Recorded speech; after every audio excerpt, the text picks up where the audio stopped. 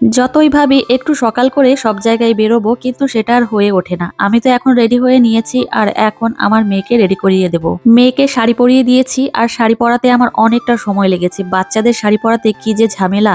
তো যাই হোক, এদিকে আমার মেয়েকেও রেডি করানো হয়ে গেছে। যতই ভাবি যে সংসারের কাজকর্ম একটু সকাল সকাল সেরে তারপর কোথাও বেরোবো, কিন্তু সেটা আর হয়ে ওঠে না। আমার কন্যার জন্য সেটা আর হয়ে ওঠে না। আদিশ্রী তো শাড়ি পরে প্রচন্ড পরিমাণে খুশি। তো এদিকে আমার মেয়ের ফুল লুকটা তোমাদের সঙ্গে একটু শেয়ার করলাম। আমার ফুল লুকটা তোমাদের সঙ্গে এখন আমি শেয়ার করে নেব। এই শাড়িটা আমি সরস্বতী পুজো উপলক্ষে কিনেছি। আর এদিকে দেখো আমার ফুল লুকটা তোমাদের সঙ্গে একটু শেয়ার করে নিয়েছি।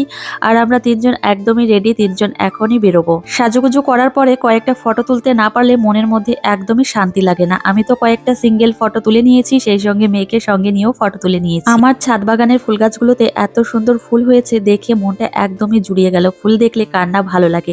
আর এদিকে এখন আমরা বেরোবো, অনেকটা সময় বাড়িতে কাটিয়েছি। আদিশ্রীকে তো আমি শাড়ি পরিয়ে দিয়েছি আর ওকে বেশ মিষ্টিই লাগছিল, কিন্তু ওর এত পরিমাণে অস্বস্তি হচ্ছে, তারপর শাড়ি খুলে ফেলেছে।